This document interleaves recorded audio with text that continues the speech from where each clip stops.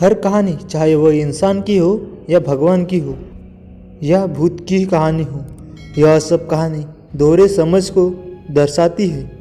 एक समझ वह जिस रूप में व्यक्ति कहानी को समझाता है तथा दूसरी वेशभूषा में जो कहानी असल में समझाना एवं बतलाना चाहती हो। ऐसे ही एक भूत की कहानी आपको डराने के लिए प्रस्तुत किया जा रहा है। इसमें डर तो है, लेकिन साथ में प्रेम मायने को परोसा गया है। यह कहानी है राजेश और सुमित्रा की, उनके प्यार की, उनके मिलन की और एक उनके साथ उनके भीतर पनकते एक प्रेम आत्मा की। कसौले से जुड़ी एक डरावनी कहानी। राजेश और सुमित्रा एक ही कॉलेज में एक साथ एक ही क्लास में पढ़ते थे। राजेश अपने पिता की तरह राजनीति में बेहद रुचि रखता था और कॉलेज में छात्रा नेता में सबसे प्रबल नाम था। उसके पिता देश के केंद्र सरकार के मंत्रिमंडल में उच्च स्थान पर थे। राजेश कितना अधिक नेता में प्रबल था, उतना ही वे लड़कियां का दिल जीतने में भी प्रबल रहता था। उसकी छवि पूरे कॉलेज में बेहतर उत्तीर्ण पद पर रही, लेकिन वे पढ़ाई के साथ खेल में भी अव्वल रहा। जब भी किसी भी शख्स को कॉलेज में कोई भी मुसीबत सामना करना पड़ता, उसका हल मात्र राजेश के पास होता। राजेश का दिल नेतागिरी के अलावा किसी अन्य पर भी केंद्रित रहा। उस केंद्र का नाम था सुमित्रा। सुमित्रा भला की खूबसूरत थी। वे अंग्रेजी डिक्शनरी में ब्यूटीफुल शब्द का सबसे प्रमुख व्याख्यान करती थी। शर्मीले स्वभाव की बोली सी सूरत और सुमित्रा प्रेम की एक अलग प्रस्तुति पेश करती थी जो बेहद प्यारी थी।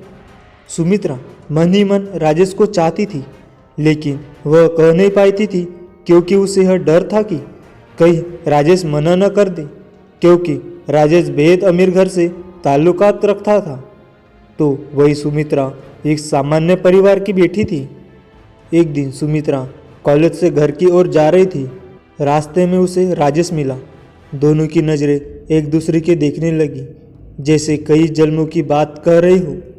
फिर कुछ मिनटों के बाद दोनों ने एक दूसरे से नज़र हटाई और नीचे की ओर झुकाई। राजेश बाइक पर अलग दिशा निकल रहा था, तो वही सुमित्रा अलग दिशा में। दोनों एक दूसरे से काफ़ी दूर हो गए थे। तभी सुमित्रा को कुछ लोग छेड़ने लगे जो कॉलेज के ही थे। सुमित्रा काफ़ी घबरा गई और वहाँ से तेज रफ्तार में दौड़ने लगी। राजेश को अचानक से सुमित्रा के पास कोई काम याद आ गया।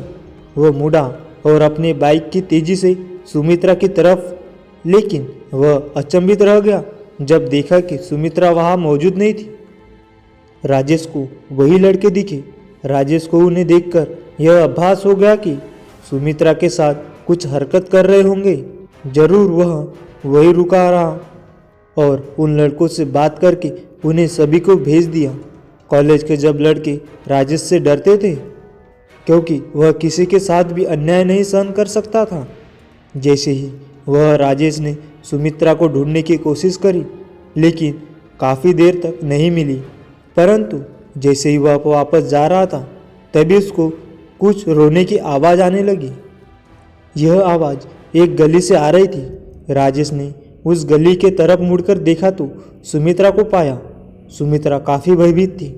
राजेश ने उसे अपने भाव में ले लिया और उसे भरोसा दिलाया कि वह उसे कुछ नहीं कर होने देगा।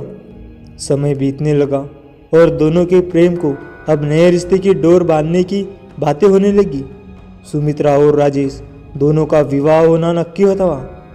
सुमित्रा ने बताया वह अनाथ है, उसका कोई नहीं है, वह अकेली रहती है घर पे। इस पर कईयों ने राजेश के घर से आपत्ति दर्ज करी, लेकिन राजेश का सुमित्रा के प्रति प्यार देखकर वह शादी कराने को राजी हो गए। उनकी जोर शोर से शादी संपन्न हुई। दोनों एक दूसरे में बेहद खुश थे।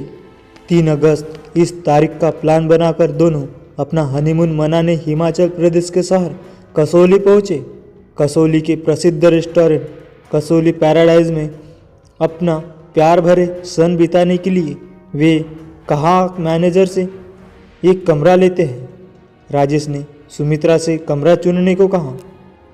वह रेस्टोरेंट 5 मंजिला था।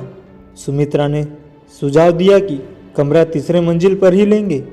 ऐसा उसने इसलिए कहा था क्योंकि रेस्टोरेंट के तीसरे मंजिल से पहाड़ों का बेहद मनोहर दृश्य नजर आता था। इसी कारण तीसरी मंजिल के कमरे महंगे भी होते थे और जल्दी फुल भी हो जाते थे।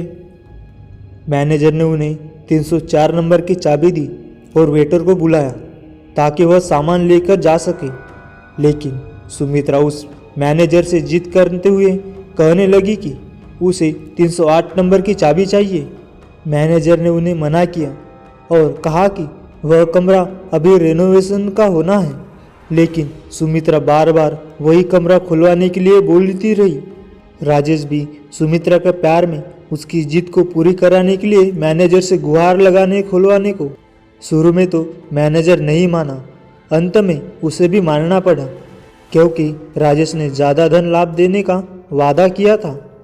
दोनों कमरे में एक दूसरे को निहार रहे थे, साथ ही साथ पहाड़ों को भी जो कसौली की खूबसूरती को दर्शा रहे थे। जैसे ही दोनों एक दूसरे के प्यार में डूब रहे थे और सारी हदें पार करने की ओर बढ़ रहे थे, तभी एक अजीब सी आवाज़ ने दस्तक दी। राजेश ने पहले कमरे के हर कोने में देखा कि कोई है, खिड़की खुली तो नहीं रह गई। वह उठा, लेकिन खिड़की कोई भी खुली नहीं थी। फिर भी उसे किसी की चलने की आवाज़ पूरे कमरे में सुनाई दे रही थी। वह डर के मारे बेड पर मुड़कर देखने लगा, लेकिन वह देखकर अचंभित रह गया। वहाँ सुमित्रा मौजूद नहीं थी। वह डर की सीमा को लांघ चुका था। पूरे कमरे में वह अब सुमित्रा चिल्लाने लगा, कमरे के बाहर जाने की कोशिश करता, लेकिन कमरा मानो किसी के बाहर से बंद कर दिया हो। यह पहली बार था कि राजेश डर के मारे रोने लगा हो। अचानक से उसी कमरे के बाथरूम से पानी चलने की आवाज़ आती है। वह दौड़ते हुए बाथरूम के तरफ पहुंचता है। जैसे ही वह उधर पहुंचता है, पानी की आवाज़ बंद हो जाती है। राजेश, जानू कहाँ ढूंढ रहे हो मुझे? आओ मेरे पास, सुमित्रा की आवाज़ आने लगी। राजेश देखता है कि सुमित्रा बालकनी में खड़ी हुई होती है। जैसे ही राजेश डर के मारे उसके लिपटने के लिए बढ़ता है, सुमित्रा एकदम से गायब हो जाती है और राजेश पहाड़ के नीचे गिर जाता है। उसकी मौत हो जाती है। अगले दिन उसकी लाश पहाड़ से बरामद होती है। इंस्पेक्टर रणदीप सिंह को तहकीकात करने की जिम्मेदारी मिलती है। उस लाश के पोस्टमार्टम रिपोर्ट के मुताबिक राजेश मौत से पहले उसकी धड़कन काफ़ी तेज चल रही होती। इंस्पेक्टर सुमित्रा को ढूंढने की कोशिश करते हैं, लेकिन उन्हें सुमित्रा का कहीं पता नहीं चलता।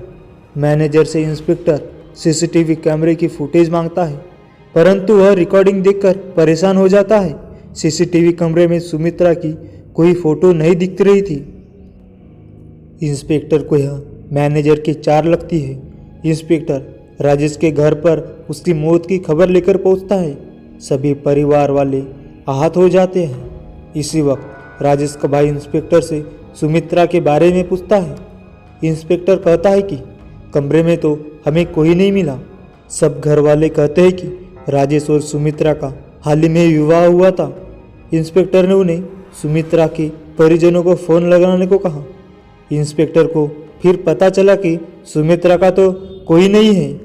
वह कॉलेज में भी पता करने गया तो पता चला कि कॉलेज में सुमित्रा नाम की कोई लड़की ने कभी एडमिशन नहीं किया था।